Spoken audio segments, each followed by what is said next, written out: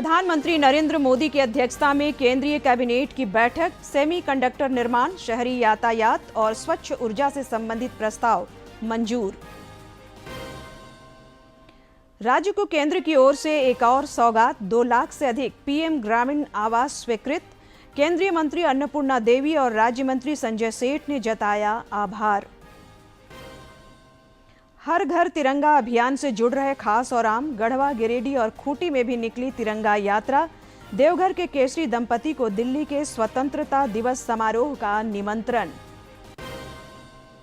और विश्व हाथी दिवस पर जमशेदपुर में कार्यशाला का आयोजन, वक्ताओं का वनों के संरक्षण पर जोर। सिंहभूम क्षेत्र में पिछले वर्ष लगे 2 लाख बांस।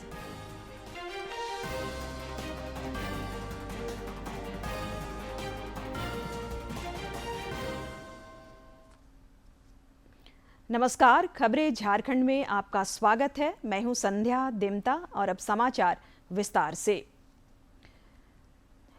प्रधानमंत्री नरेंद्र मोदी की अध्यक्षता में आज केंद्रीय कैबिनेट की बैठक हुई। इस दौरान सेमीकंडक्टर निर्माण, शहरी यातायात और स्वच्छ ऊर्जा से संबंधित प्रस्तावों को मंजूरी दी गई। बैठक के बाद सूचना और प्रसारण मंत्री अश्विनी वैष्णव ने बताया कि ओडिशा, पंजाब और आंध्र प्रदेश में 4,594 करोड़ रुपए की लागत से 4 नए सेमीकंडक्टर निर्माण परियोजनाएं शुरू होंगी। केंद्रीय कैबिनेट ने इसके अलावा लखनऊ मेट्रो के अगले चरण और स्वच्छ ऊर्जा के लिए हाइड्रो इलेक्ट्रिक से जुड़ी परियोजनाओं पर भी सहमति जताई। एक स्ट्रैटेजिक इंडस्ट्री है, एक ऐसी इंडस्ट्री है जिसके बिना कोई देश अपने मैन्युफैक्चरिंग सेक्टर को या अपने आप को एक विकसित देश की गिनती में नहीं कर सकता। ऐसी बड़ी इंडस्ट्री है ये। आज 4 सेमीकंडक्टर प्रोजेक्ट्स अप्रूव हुए हैं, 2 उड़ीसा में, 1 पंजाब में और 1 आंध्रा में। आप जानते हैं कि 2022 में जब सेमीकंडक्टर मिशन लॉन्च हुआ, माननीय प्रधानमंत्री जी का दूरदर्शी नेतृत्व है, जिस के तहत उन्होंने एक लॉन्ग टर्म स्ट्रैटेजी के तहत काम चालू किया और कंप्लीट इकोसिस्टम पे ध्यान देने का प्रधानमंत्री जी का हमेशा मार्गदर्शन रहा। केंद्र सरकार ने झारखंड के 2 लाख से अधिक प्रतीक्षारत लाभार्थियों के लिए प्रधानमंत्री आवास की स्वीकृति प्रदान कर दी है। केंद्रीय मंत्री अन्नपूर्णा देवी और राज्य मंत्री संजय सेठ ने इस आशय की जानकारी साझा की है। उन्होंने बताया कि केंद्रीय ग्रामीण विकास एवं कृषि मंत्री शिवराज सिंह चौहान से मिलकर उनका ध्यान प्रधानमंत्री ग्रामीण आवास की ओर आकृष्ट कराया गया था। उन्होंने झारखंड के 2 लाख से अधिक प्रतीक्षारत लाभार्थियों के लिए पीएम आवास की स्वीकृति प्रदान करने के लिए प्रधानमंत्री नरेंद्र मोदी और केंद्रीय मंत्री के प्रति आभार जताया है। उन्होंने यह भी कहा कि झारखंड की जनता की हर जरूरत और आकांक्षाओं को पूरा करने के लिए मोदी सरकार प्रतिबद्ध है। धनबाद सांसद ढुल्लू महतो ने आज नई दिल्ली में बोकारो के औद्योगिक एवं व्यापारी संगठनों के पदाधिकारियों के साथ वाणिज्य एवं उद्योग मंत्री पीयूष गोयल से मुलाकात की। इस दौरान श्री महतो ने केंद्रीय मंत्री को ज्ञापन सौंपकर बोकारो इंडस्ट्रियल कॉरिडोर की स्थापना, स्थानीय एमएसएमई इकाइयों की सक्रिय भागीदारी और औद्योगिक पुनर्जागरण से जुड़े महत्वपूर्ण विषयों पर विस्तार पूर्वक जानकारी दी। उन्होंने कहा कि बोकारो धनबाद को रोजगार, निवेश और विकास का नया केंद्र बनाने में केंद्र का सहयोग अपेक्षित है। दिवंगत दिशोम गुरु शिबू सोरेन के पारंपरिक श्राद्ध कर्म का आज 8वां दिन था। मुख्यमंत्री और उनके पुत्र हेमंत सोरेन ने पैतृक गांव नेमरा में अपने परिजनों संग दिवंगत आत्मा की शांति के लिए पारंपरिक मान्यताओं के अनुरूप श्राद्ध कर्म का विधान पूरा किया।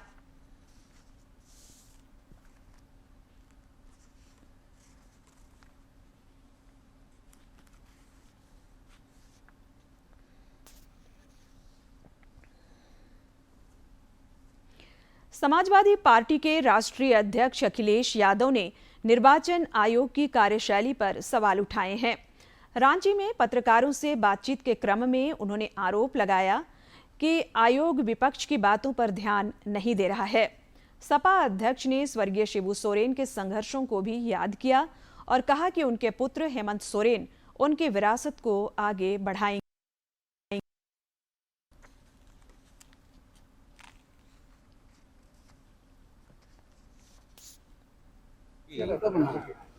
जो दुखी है क्योंकि शिबू सोरेन जैसा नेता उन्होंने खोया है। वैसा नेता बनना होना बहुत मुश्किल काम है। उनका पूरा जीवन संघर्ष से भरा रहा। पूरा जीवन उन्होंने संघर्ष किया। आदिवासियों की संस्कृति, आदिवासियों की भाषा, आदिवासियों के वेशभूषा को लेकर के कैसे उन्हें आगे बढ़ाएं जीवन में, नहीं बढ़ रहा। उनके जीवन में खुशियां आए, अन्याय खत्म हो, उसके लिए जीवन भर संघर्ष करें। हेमंत सोरेन जी मुख्यमंत्री झारखंड को एक विरासत में न केवल विचारधारा मिली है। देश भर में हर घर तिरंगा अभियान का उत्साह इन दिनों देखते ही बन रहा है। राष्ट्रीय राजधानी दिल्ली में इस सिलसिले में आयोजित बाइक रैली में रक्षा राज्य मंत्री और रांची के सांसद संजय सेठ भी शामिल हुए। इस मौके पर कई केंद्रीय मंत्री भी मौजूद रहे। श्री सेठ ने कहा कि राष्ट्र के सम्मान में निकाली गई इस रैली में शामिल होकर वे गौरवान्वित हैं।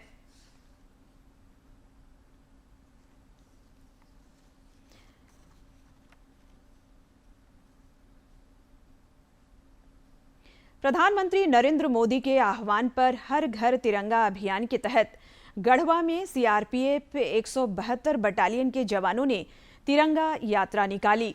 इस दौरान मोटरसाइकिल पर सवार जवानों ने लोगों के बीच तिरंगे का भी वितरण किया।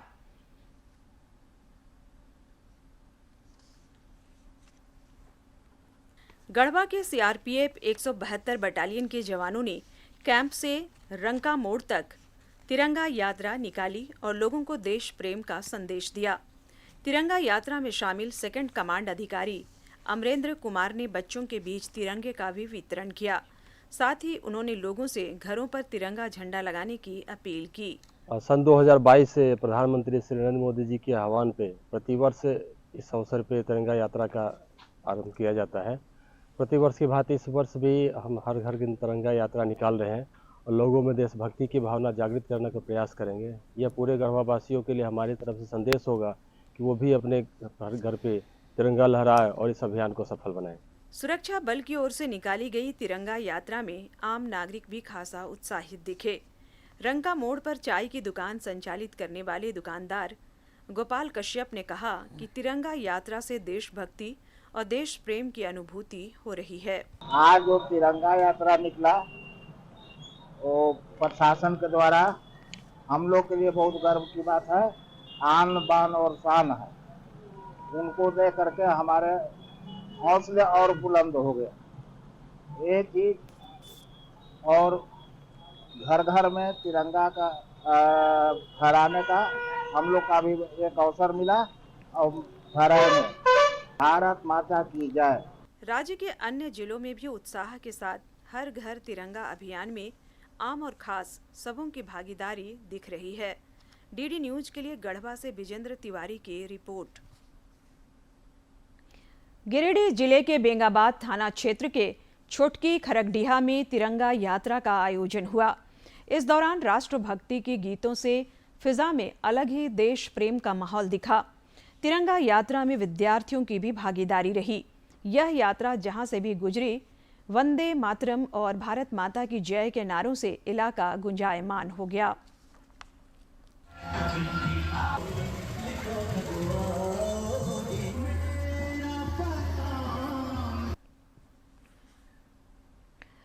खूंटी जिले में हर घर तिरंगा अभियान और वीर सैनिकों के सम्मान में आज तिरंगा यात्रा निकाली गई। देश प्रेम की भावना से ओतप्रोत यह तिरंगा यात्रा खूंटी क्लब से शुरू हुई और नेताजी सुभाष चंद्र बोस चौक, भगत सिंह चौक होते हुए वापस खूंटी क्लब में संपन्न हुई। तिरंगा यात्रा में खूंटी शहरी क्षेत्र के सरकारी और गैर सरकारी स्कूल के विद्यार्थियों समेत समाज के सभी वर्गों ने उत्साहपूर्वक भाग लिया।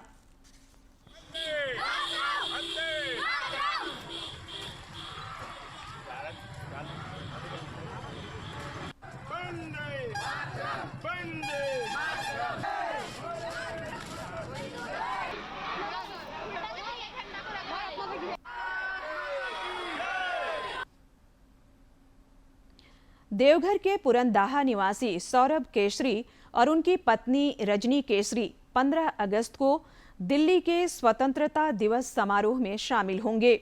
आयुर्वेद तथा पारंपरिक चिकित्सा पद्धति को बढ़ावा देने में अहम योगदान के मद्देनजर आयुष मंत्रालय के अंतर्गत नेशनल मेडिसिनल प्लांट्स बोर्ड की ओर से केसरी दंपति को निमंत्रण पत्र भेजा गया है।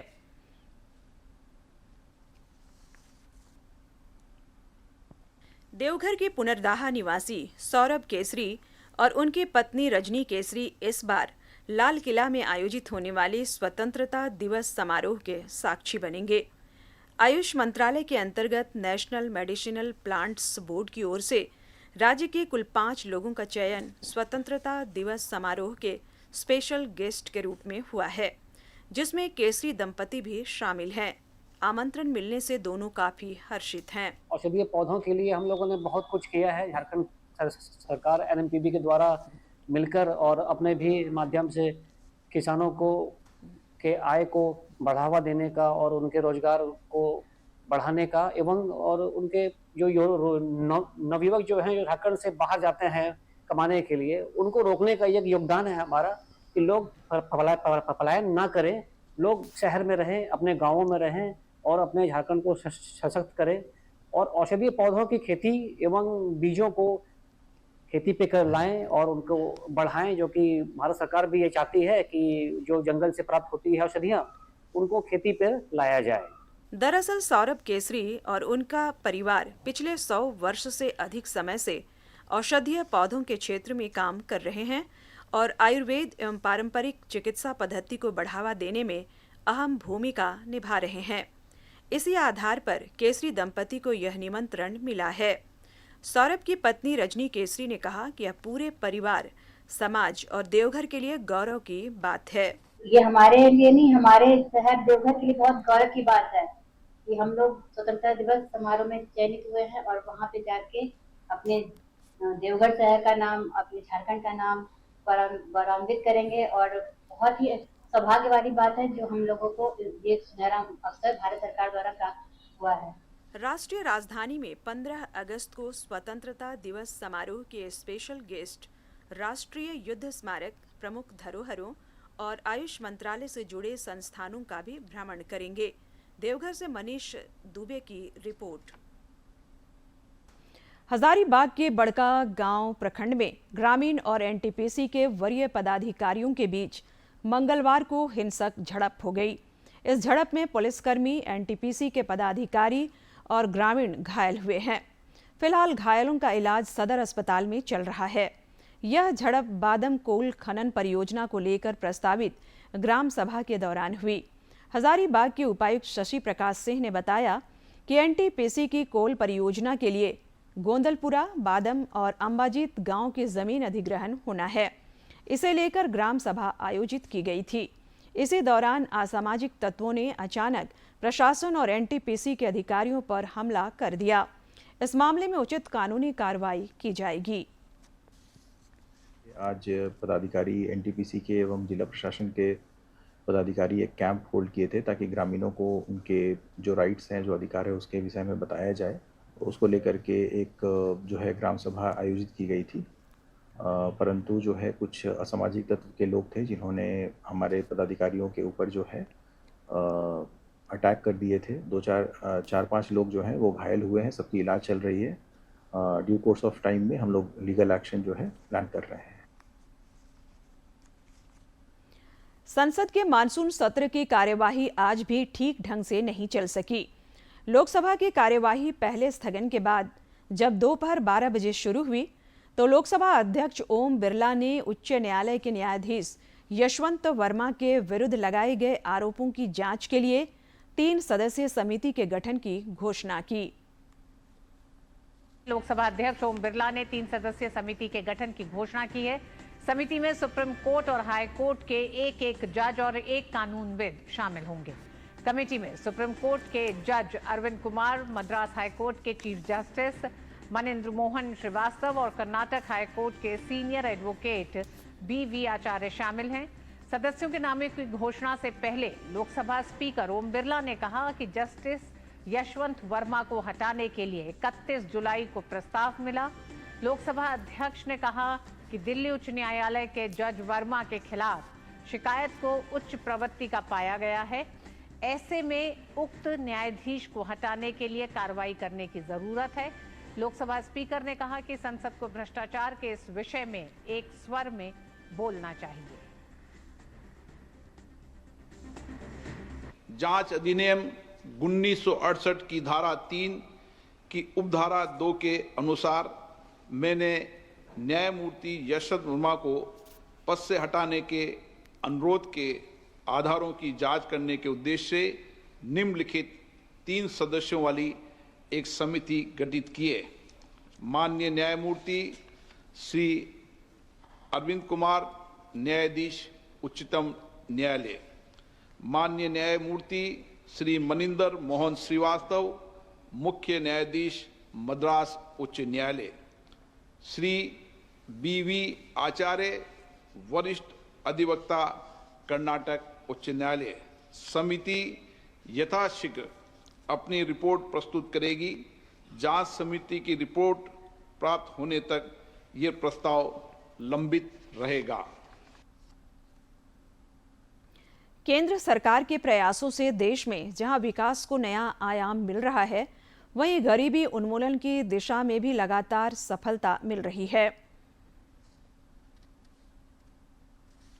मोदी सरकार की योजनाओं ने देश में करोड़ों लोगों को गरीबी से निकालने में बड़ी भूमिका निभाई है।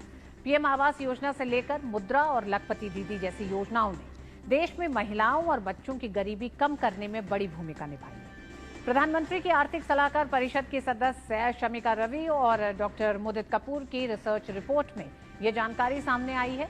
शोध पत्र में घरेलू संसाधनों के वितरण और गरीबी उन्मूलन पर इसके प्रभाव पर प्रकाश डाला गया है। शोध के अनुसार वर्ष 2011, 2012 और वर्ष 2022 और 2023 के बीच घरों में संसाधनों के समान बंटवारे से 30 करोड़ से अधिक लोग गरीबी सामने आई कि घरेलू संसाधनों के समान वितरण यानी कि एक बराबर वितरण से राष्ट्रीय गरीबी दर 2011-2012 के 29.5% से घटकर 2022-23 में ये 4% हो गई। हालांकि असमान बंटवारे को ध्यान में रखते हुए 2011-12 में गरीबी दर 34.7% अधिक थी, जो 2023 और 24 में घटकर 10.5% हो गई। इस दौरान महिलाओं और बच्चों की गरीबी में महत्वपूर्ण कमी दर्ज की गई है। महिलाओं की गरीबी दर 33.3% से घटकर अब मात्र 2.2% हो गई है, जबकि बच्चों की गरीबी दर 58.3% से घटकर 17.8% हो गई है। शोध पत्र में यह भी कहा गया है कि संसाधनों के समान वितरण से गरीबी का अंतर भी 2011-12 के 18.4% से घटकर 2023-24 में 10.2% हो गया है। वहीं असमान वितरण में बच्चों और महिलाओं की गरीबी का अंतर काफी कम हुआ है, जबकि पुरुषों की गरीबी के अंतर में मामूली बदलाव आया है। शोध पत्र में कहा गया है कि 2011-12 और 22-23 के बीच परिवारों के भीतर संसाधनों के समान बंटवारे से लगभग 30.2 करोड़ लोग गरीबी से बाहर निकले। हालांकि परिवार के सदस्यों के बीच संसाधनों के असमान आवंटन की बात करें तो 27.5 करोड़ लोग गरीबी से बाहर निकले हैं। इसमें महिलाओं और बच्चों की गरीबी में उल्लेखनीय कमी दर्ज की गई है।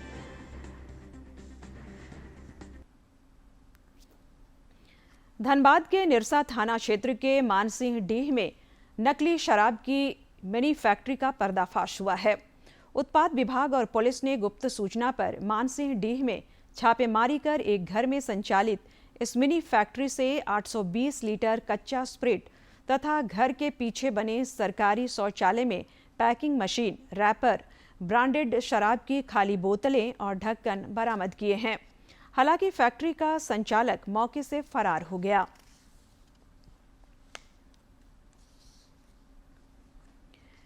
बांग्ला सावन के मद्देनजर बाबा बैद्यनाथ मंदिर प्रांगण में कल भव्य बेलपत्र प्रदर्शनी लगाई गई।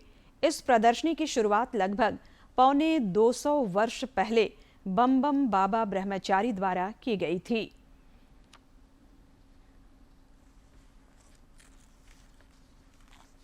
सावन का महीना खत्म हो चुका है, लेकिन बांग्ला सावन अब भी चल रहा है। बांग्ला सावन संक्रांति से संक्रांति तक चलता है। कल आखिरी सोमवारी को बाबा बैद्यनाथ मंदिर प्रांगण में भव्य बेलपत्र प्रदर्शनी लगाई गई। पौने 200 साल से चला रहा है, जो पम्पम बाबा ब्रह्मचारी जी महाराज हमारे ऋषि थे, उन्होंने इस परंपरा को लागू किया है और सारे बैद्यनाथ धाम के पंडित जी लोग इसको निभा रहे हैं। त्रिदलम त्रिगुणाकारम त्रिनेत्रं च त्रियायुधम त्रिजन्म पाप संहारम नेक बिल्वम शिवार्पण। ऐसा बिल्वपत्र बड़ा बड़ा जंगल से खोज के लाते हैं और एक बिल्वपत्र बाबा को अर्पित करते हैं। यही सावन का महत्व है। इस प्रदर्शनी में दुर्गम जंगलों से पंडा समाज के लोग बेलपत्र लेकर देवघर पहुंचते हैं। बेलपत्र प्रदर्शन के बाद भगवान भोलेनाथ को इसे अर्पण किया जाता है। ऐसी मान्यता है कि एक बेलपत्र भगवान शिव को चढ़ाने से 3 जन्मों के पापों का नाश होता है। ये गर्भ की संक्रांति से शुरू होती है और शुभ संक्रांति तक है, ये रहती है।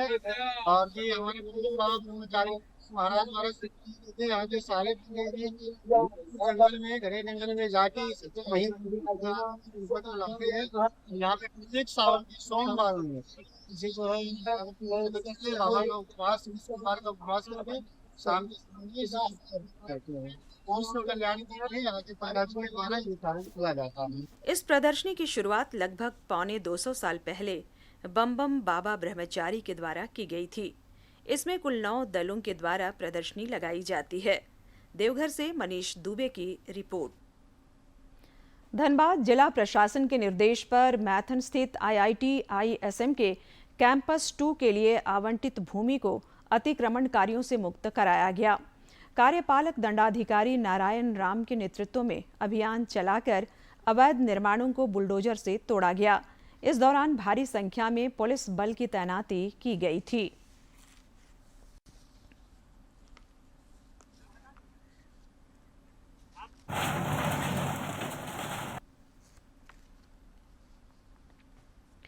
विश्व हाथी दिवस पर जमशेदपुर के बिष्टपुर में कार्यशाला का आयोजन किया गया। इस दौरान हाथियों के बचाव के लिए एक वैन को भी अतिथियों ने रवाना किया। साथ ही एक स्मारिका का भी विमोचन हुआ।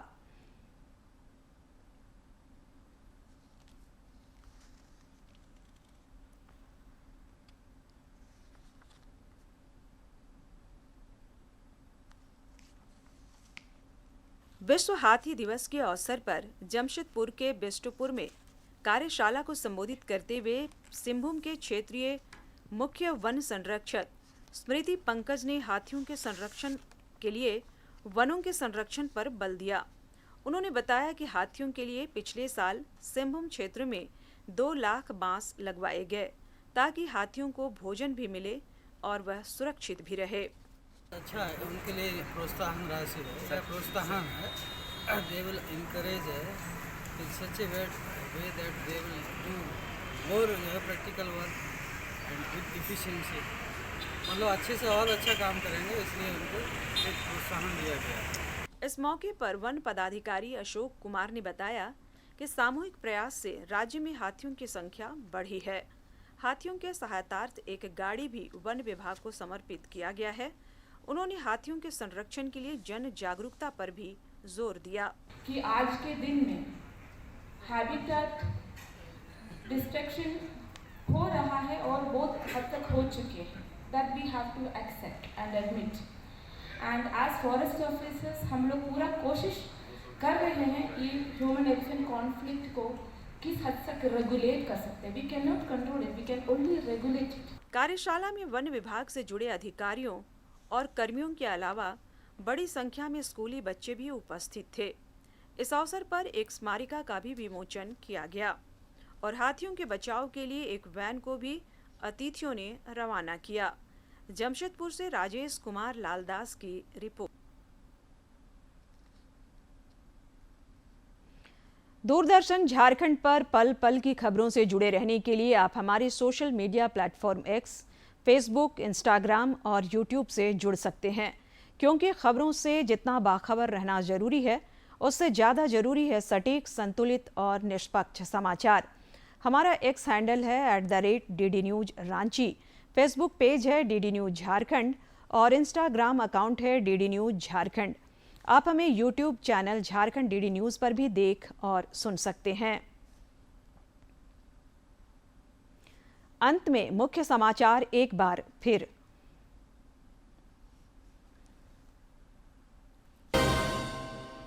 प्रधानमंत्री नरेंद्र मोदी की अध्यक्षता में केंद्रीय कैबिनेट की बैठक, सेमीकंडक्टर निर्माण, शहरी यातायात और स्वच्छ ऊर्जा से संबंधित प्रस्ताव मंजूर। राज्य को केंद्र की ओर से एक और सौगात, 2 लाख से अधिक PM ग्रामीण आवास स्वीकृत। केंद्रीय मंत्री अन्नपूर्णा देवी और राज्य मंत्री संजय सेठ ने जताया आभार।